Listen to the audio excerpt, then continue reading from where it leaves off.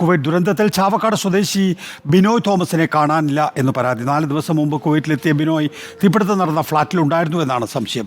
തീപിടുത്തം നടന്ന ദിവസം പുലർച്ചെ 2 മണിവരെ ഓൺലൈനിലുണ്ടായിരുന്നു. പ്രവാസി ക്ഷേമനിധി ബോർഡ് ചെയർമാൻ KV അബ്ദുൽ ഖാദറുണ്ട് ടെലിഫോൺ ലൈനിൽ. KV അബ്ദുൽ ഖാദർ, ഈ ഫ്ളാറ്റിലാണ് എന്നത് സംബന്ധിച്ചൊരു കൺഫർമേഷൻ കുടുംബാംഗങ്ങൾ പറയുന്നുണ്ടോ?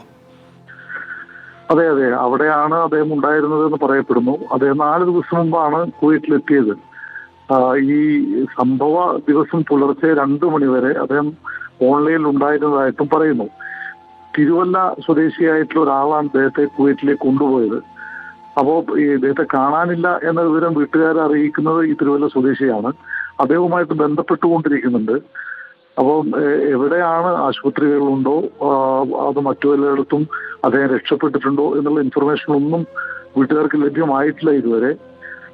അവർ നമ്മളെ ബന്ധപ്പെടുകയും വഴി നമ്മൾ അന്വേഷിക്കാനുള്ള ഏർപ്പാടുകൾ ചെയ്തിട്ടുണ്ട്. സംഘടനാ പ്രവർത്തകരും അതുപോലെ തന്നെ മറ്റ് ഉദ്യോഗസ്ഥരുമായിട്ട് ബന്ധപ്പെടുന്നുണ്ട്. ഇതുവരെ വിവരങ്ങളൊന്നും നമുക്ക് ലഭ്യമായിട്ടില്ല. കാര്യത്തിൽ സാധാരണഗതിയിൽ നമുക്ക് ഇങ്ങനെ മലയാളികൾ കാണാതാവുമ്പോൾ നോർക്ക വഴിയുള്ള അന്വേഷണമാണല്ലോ ഉണ്ടാവാറുള്ളത്. അതെ, ചാനലിൽ നമ്മൾ ബന്ധപ്പെട്ടിട്ടുണ്ട്. അപ്പോൾ ഈ ഇദ്ദേഹത്തിന്റെ ഫോട്ടോയും വിസയുടെ കോപ്പിയും മറ്റു ഡീറ്റെയിൽസും ഒക്കെ അയച്ചു കൊടുത്തിട്ടുണ്ട്. പക്ഷേ ഈ എന്താണ് സംഭവിച്ചത് എന്നുള്ളത് കൃത്യമായിട്ട് അറിയുന്നതുവരെ നമുക്ക് സങ്കടം തന്നെ, വീട്ടുകാർക്കും ബുദ്ധിമുട്ട്, നമുക്കും വിഷമം. ഏതായാലും അന്വേഷിച്ചുകൊണ്ടിരിക്കുന്നുണ്ട് എന്ന വിവരമാണ് നമുക്ക് കിട്ടുന്നത്. KV അബ്ദുൽ ഖാദർ, പ്രവാസി ക്ഷേമനിധി ബോർഡ് ചെയർമാൻ. കുവൈറ്റ് ദുരന്തത്തിൽ ചാവക്കാട് സ്വദേശി ബിനോയ് തോമസിനെ കാണാനില്ല എന്നാണ് പരാതി. 4 ദിവസം മുമ്പാണ് കുവൈറ്റിലെത്തിയത് ബിനോയ്. തീപിടുത്തം നടന്ന ഫ്ളാറ്റിൽ ഉണ്ടായിരുന്നു എന്നാണ് സംശയം.